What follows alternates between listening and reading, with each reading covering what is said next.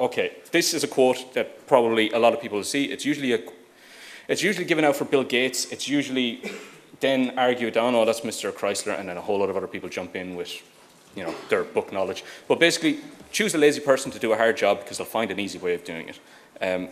When you're doing a hard job, I've seen time and time again, myself included, you put a lot of effort into trying to solve the hard job, you make an absolute meal of it, you dig a deep hole, and then the usual Simpsons quote comes to mind, dig up.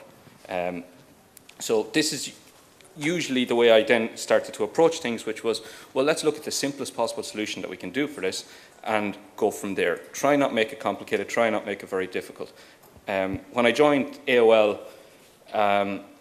basically they had a system, and the system was huge. It's basically all those little advertisements that you see in your web pages. It's a mechanism to serve out those advertisements.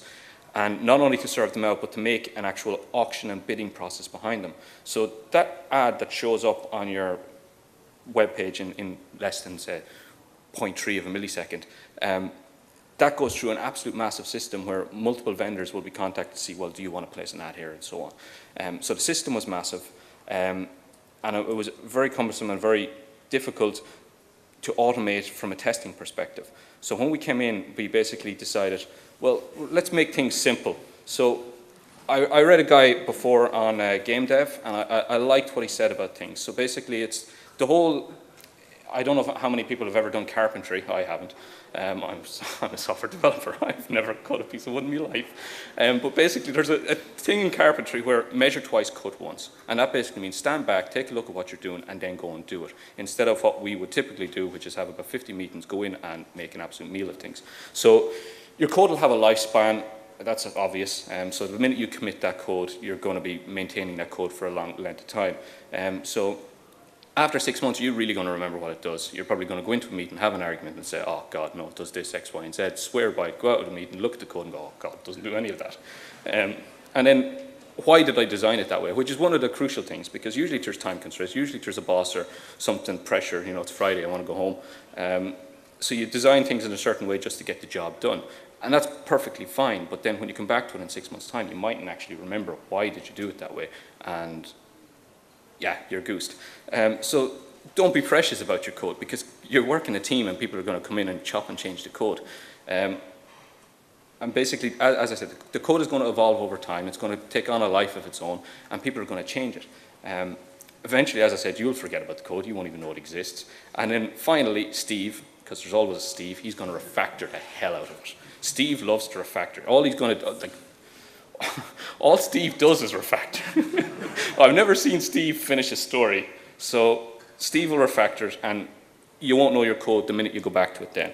So I started, when I joined AOL, I had a look at stuff, and I was talking with the team and things like that, and we were trying to come up with smart ways of doing things, because we couldn't keep going on with the same old way of basically the interfaces, the northbound interfaces would change, and all of a sudden then our entire automation framework had to get completely overhauled, and we were goosed.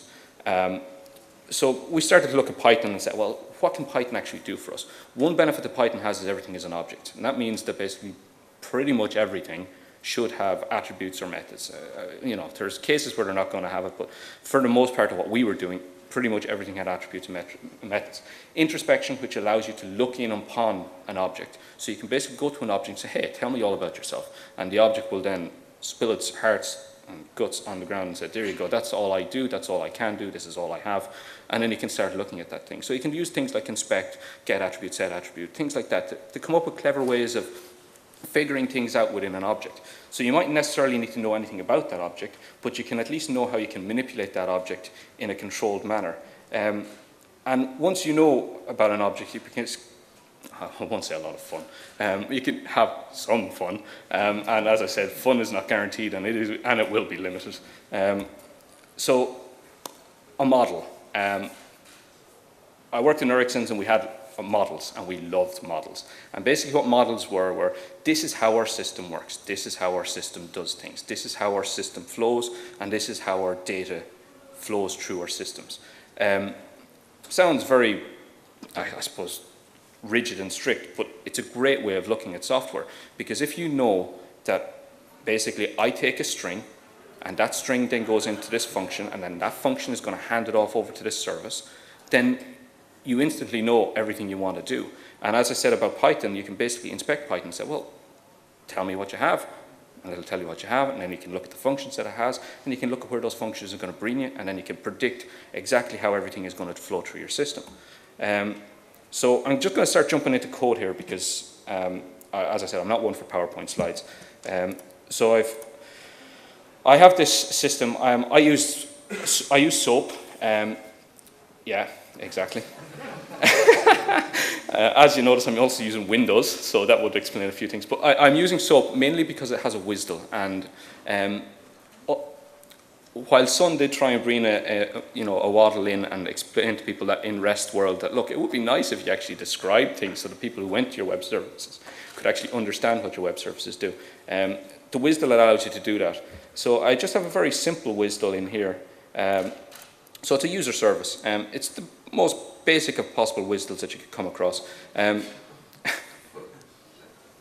Okay, so basically it has a user, it defines what the user can do. You're laughing, but if you look at it here, it tells me exactly what the user can actually take. So for example, a user object will have a user ID, and that will be an int. It can't be a string, it can't be anything else, it has to be an int. And it goes on from there. So then you also have a username. And then I also, for the laugh, I decided, sure, why not, I'll throw in an item. And then I made users have an array of items. And then, not only that, I decided, well, the WSDL, obviously, we want the web service to do some stuff. So I decided, okay, down the bottom, I'm going to do some stuff with users. I'm going to add a user, update a user, delete a user. Again, very basic, very straightforward things. All of this can be done with REST. It's just for presentation purposes, it's very hard for me to just go /users. And then all of you get it. So with a WSDL, at least, I can show you the WSDL, and you can go, okay, I kind of get where this guy's coming from. Or maybe you don't. So we have a WSDL. So we know we have a service sitting out there somewhere. So the very first thing I'm going to do here is I have a little function, and this function is, by the way, any questions you can just ask as I go along. I'm not partial. Yes? Zoom in? Yeah, I'll try. That all right? Okay, back on track now. So basically, we have a WSDL, and with the WSDL, the very first thing I'm going to do is I'm going to decide that I can't scroll now.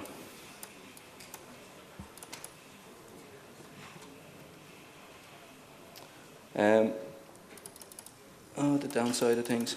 Okay, so basically we have the WSDL, and what I'm going to do is I'm going to generate the default values. So this is the very first thing I'm going to do with the WSDL, is I'm going to look at the types, and I'm going to say, for every single thing that's in this WSDL, give me the type and give me what type it's meant to be, and I'm going to assign a default value to it.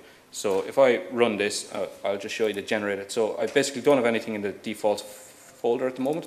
If I run this,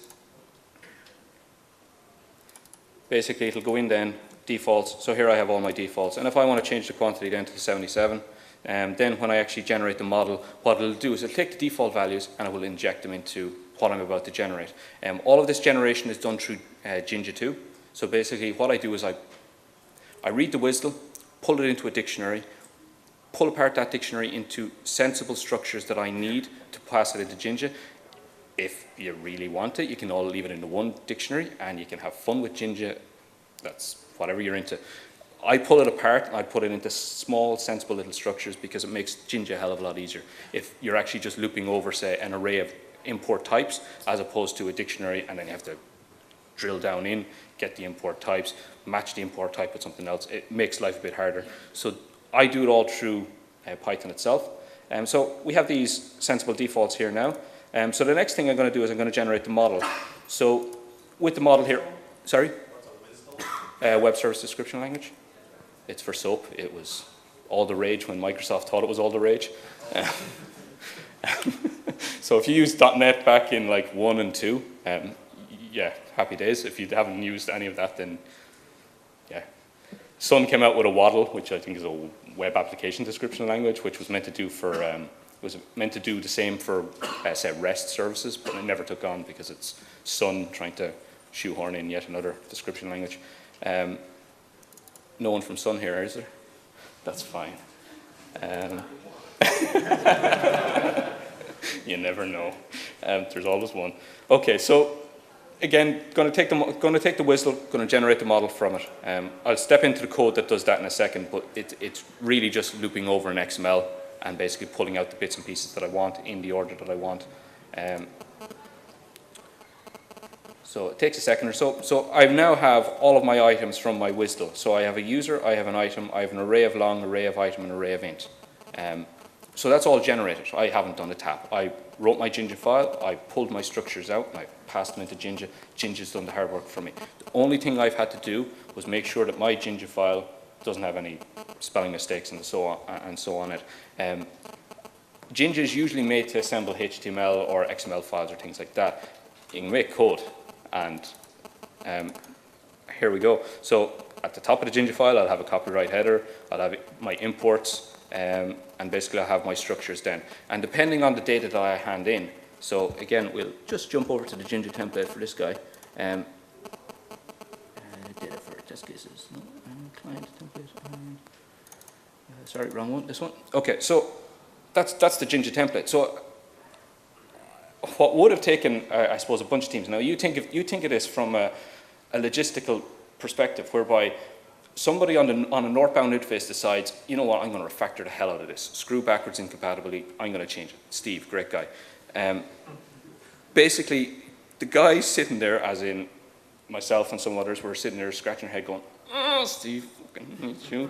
And we now have to go and change a whole load of code. Now, this is a very small WSDL. The one in AOL is huge. I mean, we're talking hundreds of types, we're talking hundreds of functions, hundreds of services. I mean, it's very, very large, and it becomes very, very cumbersome and very, very difficult when you have to make manual changes. So this very small our Jinja file basically does exactly what we need.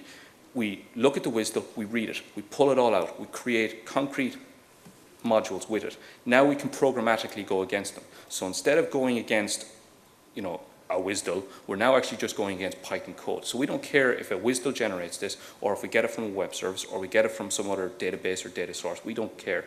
What we're looking at here is we're taking a few functions that basically build up the data structures that we require, and we're feeding it into this Jinja template. And the Jinja template is literally looking for things like, say, imports. It's looking for a variable called name. I mean, these are all fairly straightforward things that you can pull out of anything. It doesn't necessarily need to come from a WSDL. So yeah, we now have this nice little template, and we've generated 1, 2, 3, 4, 5, 6. In AOL, we've probably generated about 300-400 modules. No effort, no validation required. The problem with that is now we have, like, our code coverage has literally gone, and people love to look at code coverage. They think it's like the be-all and end-all, instead of looking at decent, genuine test cases. So the next step then is we actually need to be able to run this service. So the next one that I have here then is basically it's to generate the client. So the WSDL, as I said, it exposes a few services, and exactly the same thing here. In the templates we have this guy here, client template. A little bit simpler. We have some functions here that we want to create, and we have some data that we just pass in. Again, pretty straightforward and pretty simple, and we just click this. If I scroll down, no, I'm at the bottom. No, it's okay. So I'm just going to run this if I can. Resolutions. Okay, and now what this will end up doing is it'll generate a client, and now we actually have a client. So now we have all of our concrete types, and we have a client that we can pass those concrete types into.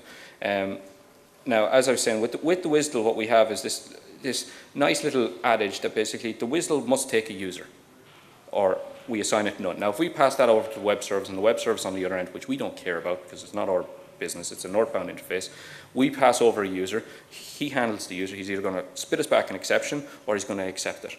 And away we go. So now we've added a user. So we've done a little bit of cleaning up. So basically the unfortunate way that this web service was designed was that basically we couldn't just throw over an object. We actually had to go through suds, unpack the object and send it over in a clean manner, which basically meant we stripped out all of the Python jazz. So you might have, if you pass over, say, a key of args, you'll end up with like all the built-ins behind the dictionary itself. So we had to strip out all of that and then pass it over cleanly. So effectively sanitize the data that we're handing over. Again, with this, with the WSDL that we have in AOL, I mean, we're looking at 15, 20, 30 endpoints for our service, which are all generated automatically, and then we have some little helpers down the bottom here to log messages and to do cleanup of the dictionaries and things like that. So now we're on to, we now have our concrete types, we have our actual service itself, and what we're then going to do is we're going to generate the integration tests for this. So what we're effectively going to say is, well, for every one of these services, we actually want to test and make sure that these services do their job. So we created another one here, and we just run that guy, and all of a sudden, what we have then is a whole bunch of test cases that got generated. Happy days. So we now have tests. So we have test cases in the format of given when then. Again, another Ginger template with pretty much the same data handed in. Typically, we always hand in the model, and we hand in some extra data that we've assembled as part of that. So the model is key, and all the model really is doing is pulling apart, well, what are the types, what are the services, what does it accept, what are the exceptions, and so on. And now we have a whole load of a whole load of services there that we can, a whole load of test cases that run against these services to confirm that these services do what they said we're going to do. But that's not enough for as far as we're concerned. So the next thing that we have then is, and this was the cherry on top as far as we were concerned in AOL, was that we then wanted to say, well, you know, we have all of this kind of obscure data that we also want to test. So we want to test some fringe cases, and we want to test some of the nested capabilities of the system.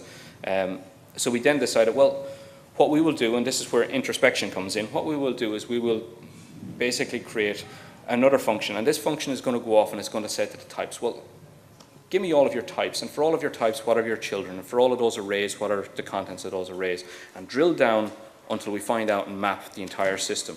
And we have these very, very simple, where did I put them? We have these very simple conf files then, and basically what they are is they're like user1.userid equals blah, and then user1 dot whatever equals blah, and it literally can spit out a huge, massive set of data, and again, it can generate all of these things. We pull them from different sources, but effectively what you end up doing is you parameterize your test cases, you run them through this, and then Jenkins can go nuts and run, you know, 50,000, 100,000, 500,000 test cases, and you've literally covered your entire system in a 2-hour run on a Jenkins job without ever having to lift a job or lift a finger to a keyboard. And when Steve goes and refactors the web service next week, all of this repeats again, reads the WSDL, does the same thing, repeats over and over and over again, and it's all done through a Jenkins job. And once we get a successful Jenkins build, we publish the we publish this framework up so that anybody using the automation framework then can come in and say, well, I'm going to use the concrete types exposed through this one as opposed to Steve's northbound interface, which changes every other day, and away we go from there. Any questions on this? Sorry? What are you using to describe the expected behaviour of the service? We're actually just reading the services and seeing what the services accept. Okay, and then we use the default values. So we basically have this concept of sensible default values. So we've looked at the service and we've said, okay, well, this service, a user typically takes a username. So we'll give it a decent username. What we won't do is give the username a dictionary and then say, oh, it didn't work. We'll give it sensible defaults. And then what we can do is we can interchange the default files so that on different jobs, we can then inject different values in on that.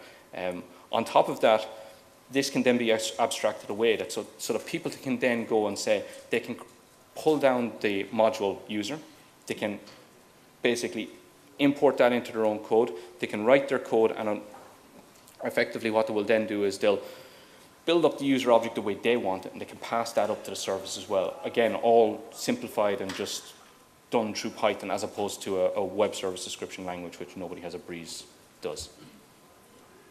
Sorry, did that answer your question? Okay. Okay, so back to my PowerPoint. So that's all well and good. We've used WSDLs. We don't really have to change. Yeah, we don't really have to change a hell of a lot. So we're now looking at the Elastic Stack, and basically Elastic Stack, it's effectively a big, massive database.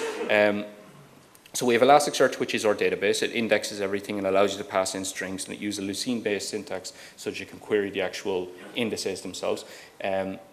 If you haven't looked at it, have a look at it. It's Apache's equivalent is Solar. Once you get it configured and working, happy days, you're flying. And in 5.0, which is released there 2-3 weeks ago, it pretty much installs out of the box, get-go, and away off you have it. And then you have Kibana, which is a viewer, which I'll show you in a second, and then you have beats. Now, beats are a very, very interesting concept. Beats allows you to look at the metrics of your system. It allows you to take log files, which are awfully just logged and ignored, and then allows you to take packets. So the packets inbound and outbound of a service. So with the services that we have, so all of those services that you're seeing there, we basically take the incoming packets, outgoing packets, and we compare them.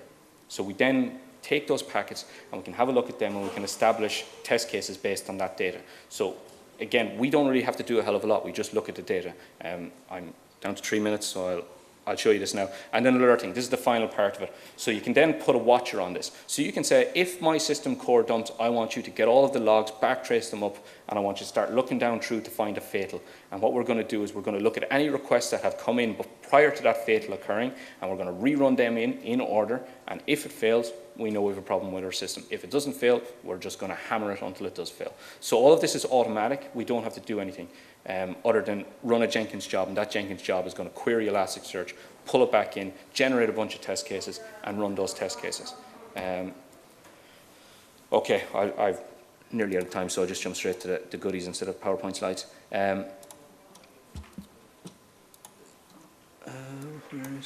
Okay, so this is Kibana. What I was doing earlier on today was I robbed a web service online. It was by, it didn't come up here. Basically, a guy called, I think it's Miguel Greenberg. He created a little tasks web service. So this is all done through REST. It's all done through Flask. So he has an entire web service. So I'm just going to throw something in here. Add it. Happy days, it got added. And in Elasticsearch in a second, what will come in is a post, I'm hoping, if my services are still running. But basically what we get here is our posts. If you have a look at your posts, then what we can see here is we can see absolutely everything that we need to reconstruct that post. So we have basically the referrer headers, we have the origin, we have exactly where it was going, the type created, we can see what port, and then we can see the actual request headers themselves here. So we have all the information here at hand in Elasticsearch, and what we do is we extract that information out of Elasticsearch. I have 2 minutes. We extract that information out of Elasticsearch, and we use that to rebuild the test cases. So while I'm sitting there in an office and I'm typing in test cases that I think would be a good idea, the customers are going to have other ideas. The customers are going to think, well, you think I'm going to put in 2,000 characters, I'm going to put in 90,000 characters and see how you like that. And you'd think that might be mad, but they do that, and they will go to town on it. So what you'll end up having is you're seeing exceptions and fatals and so on occurring in your system. And we pull that information in together. At the moment, I'm only filtering on HTTP here, but we do the exact same thing with thrift requests. So we can basically read the thrift requests in, re-engineer the thrift request, throw it off to the service, and just start hammering it. I know there's a lot of other stuff in the Python world that can allow you to do this for automation, but again, as I said, being creative and coming up with lazy ways of doing things, it's much better. Sure, I could sit there in Genti and type up a massive data set, or I can just go straight to Elasticsearch and say to Elasticsearch, give me a Genti data set, will you? And I'll just bung it in here. So that's what we have. And just to show you how quick and easy Elasticsearch can do things in, so basically this morning I wrote this very quickly. So this, where did I put it? ES.py. So this is it. That's an Elasticsearch request. So there's basically, this is the official API, and then this is just a DSL that's been created. The DSL is a lot more high level, so all you have to really say to it is, this is my index, this is my search, get me my results. And it'll get your results, and yep. Sorry, anyone? Okay, I thought I heard things. Maybe it's the voices. So we have response.hits.hits, which isn't ideal. It used to be dictionaries, but now it's actually not so anymore. But we then end up basically reading that response. We strip out that response and pull out only the information that we're interested in.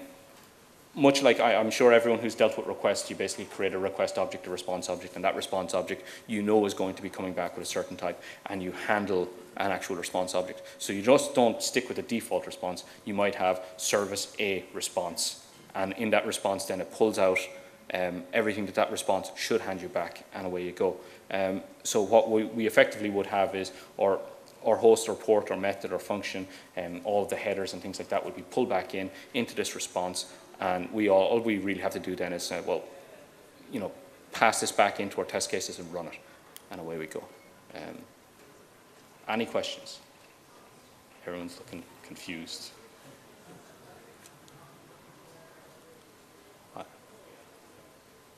Okay. Silence.